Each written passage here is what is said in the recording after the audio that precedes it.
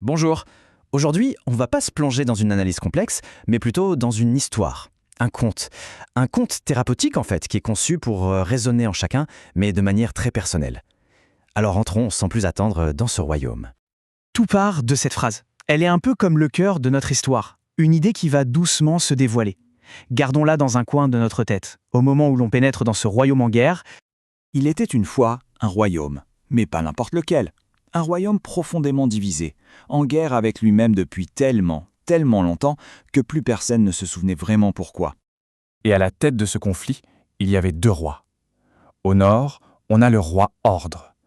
Lui, il bâtit des murs, il compte chaque grain de riz, il contrôle tout. Il en est persuadé. S'il relâche la pression, c'est le chaos assuré. Et puis au sud, il y a le roi Abondance. Lui, c'est tout l'inverse. Il ouvre les vannes, il organise des festins gigantesques, des fêtes qui n'en finissent plus. Son credo à lui, c'est « mais enfin, ils ont besoin de vivre ». Deux visions radicalement opposées pour un seul et même royaume. Et le peuple, au milieu de tout ça. Le peuple est à bout, complètement épuisé, pris en tenaille entre la famine organisée par le roi Ordre et le déluge de surabondance du roi Abondance. Et à chaque bascule, un sentiment terrible, la honte. La honte d'avoir trop peu, puis la honte d'avoir trop. Un cycle infernal qui nourrit la guerre, encore et encore. mais voilà, même dans les guerres qui semblent ne jamais devoir finir, il suffit parfois d'une seule voix, d'une seule question, pour que tout bascule. Il faut imaginer la scène. Les deux armées sont là, face à face, prêtes pour l'affrontement. Et d'un coup, le silence se fait. Une vieille femme, toute seule, se met à marcher, tranquillement, là où personne n'ose mettre un pied. C'est du jamais vu. Tout le monde s'arrête, stupéfait. Elle s'approche des deux rois et leur pose une question d'une simplicité absolument désarmante. Une question que, visiblement, personne n'avait songé à poser depuis des siècles.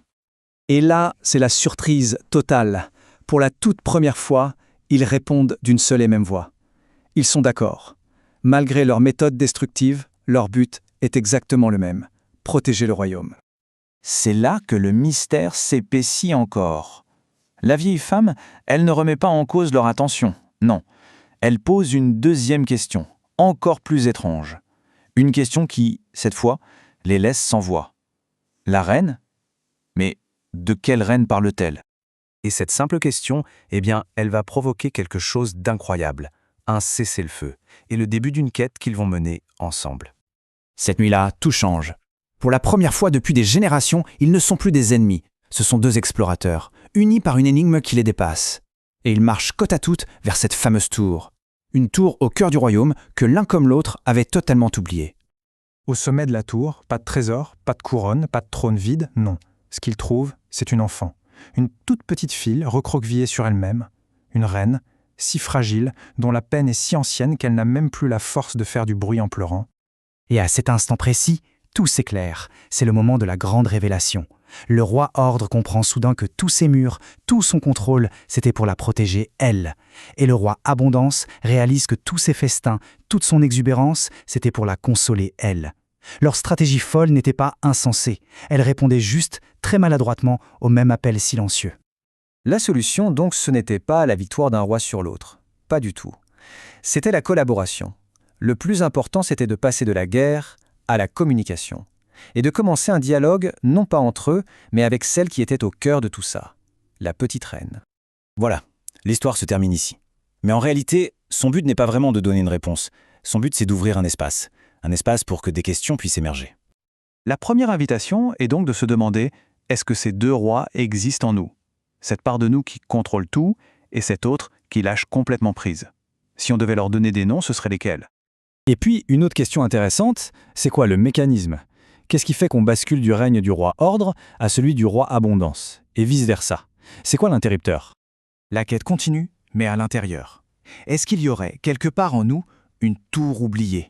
Un endroit secret, bien protégé, qui abriterait une vulnérabilité, une reine que ces deux rois essaient de gérer sans jamais oser la regarder en face. Et enfin, sans doute, la question la plus directe, celle qui est tournée vers le présent. Si ce dialogue était possible, maintenant, tout de suite, quelle serait la demande ? Pas hier, pas demain, juste aujourd'hui. De quoi aurait-elle besoin ? Maintenant que ce conte et ces questions ont été partagés, il est important de dire un mot sur la nature même de ce qu'on vient de faire ensemble. Cette histoire, c'est ce qu'on appelle un objet flottant. Ce n'est pas un problème à résoudre avec sa tête, à analyser. C'est plutôt une image, une métaphore qu'on laisse infuser. Son travail se fait souvent en arrière-plan, sans qu'on s'en rende compte. Un peu comme une graine qu'on plante et qui germera quand le moment sera venu. L'histoire qu'on vient de parcourir, la guerre des deux rois, est donc l'un de ces objets flottants. C'est un outil qui nous vient de la méthode Integria, une approche développée par le docteur Sandrine de Montsabert. C'est une invitation, au fond, à voir nos conflits intérieurs non plus comme une guerre qu'il faut gagner, mais peut-être comme un royaume à réunifier.